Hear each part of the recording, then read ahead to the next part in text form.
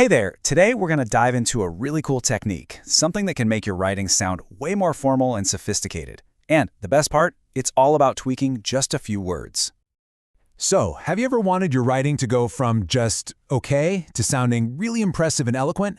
Well, if that's you, you're in exactly the right spot. We're about to unlock a little secret to making that happen. The whole idea here is surprisingly simple, but wow, it's powerful. We're going to talk about how to handle all those what-if situations, but without actually using the word if. It's a tiny change in structure that can totally transform the feel of your writing. Okay, so here's our game plan. We'll kick things off with the basic idea, what this is all about. Then we'll walk through how it works for the first, second, and third conditionals. And stick around, because at the end, we've got a really neat special rule that you're going to love. It's a clear roadmap to getting this down. All right, let's get right into it. What on earth are we talking about when we say inverted conditional? Basically, it's a stylistic trick you see in more formal or literary English. All you're doing is inverting, or, flipping, the subject and a verb. And when you do that, you can completely drop the word if. The sentence just instantly sounds a bit more polished, a bit more literary. All right, first up, the first conditional inversion. This is the one you'll reach for when you're talking about real, likely things that could happen in the future. For the first conditional, this change is super simple. We're going to swap out if and pop the word should right at the beginning of the sentence. The meaning stays exactly the same, but that tone, it gets a whole lot more formal. Seriously, it's just 2 steps. Kick if to the curb and bring should in to lead the sentence. That's it. So let's see this in action. Instead of if she studies hard, she will pass the exam, you get should she study hard, she will pass the exam. Or how about this one? Should you leave now, you will catch the bus. You can really hear that difference, right? Same exact meaning, just with a much more elegant flair. Okay, ready for the next one? Let's jump into the second conditional. This is your go-to for all those hypothetical, kind of unlikely situations. The classic daydreaming what-if stuff. With the second conditional, our magic word is were. It steps in to replace that whole if plus past tense setup. But there's a little twist to watch out for. Sometimes you have to add a to plus the verb.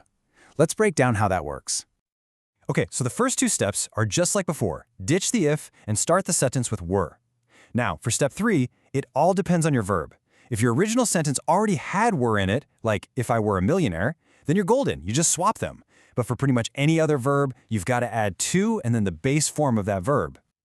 Check this out. You can see both versions right here. If he had more time, turns into were he to have more time. See that?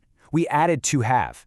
But something like if I were rich just becomes were I rich. Easy peasy. Both are fantastic ways to sound a bit more formal when you're talking hypothetically. And now for our last big one, the third conditional. This is all about looking back at the past and imagining how things could have been different, for all those if-only moments. So the third conditional uses what we call the past perfect tense. That's just had plus a verb, like had known or had gone. And the inversion here is actually the easiest one of all. You literally just take that helping verb had and move it to the front. Yep, the mechanics couldn't be simpler. You just drop if and start your sentence with had. It creates this really powerful, direct way to talk about a past that never happened. Listen to this. Had she studied, she would have passed the test. It's just so much punchier than if she had studied. Same thing with the second example. Had they left earlier, they would have caught the train. This is an awesome tool for any kind of formal writing, analysis, or even just telling a good story. Okay, last but not least, let's look at a special little phrase. It's a fixed expression, but it uses the exact same inversion logic, and man, is it useful when you want to add some real emphasis. Were it not for, it's basically a fancy formal replacement for if it were not for. What it really does is highlight how something was absolutely crucial. Think of it as a very sophisticated way to just say without. So in a sentence like this, the phrase were it not for her help puts a huge spotlight on how important her help was. You can just feel the weight of it, right? It's so much stronger than just saying if it wasn't for her help. It really adds a lot of gravity.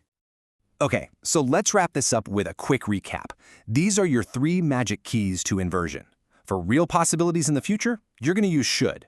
For hypothetical stuff in the present or future, that's were. And for looking back at a different past, you've got had. Those are your 3 main tools right there. And there you go. You're now armed with a seriously powerful way to make your English sound way more polished and sophisticated. So the only question is, which one are you going to try out first? Seriously, think about it.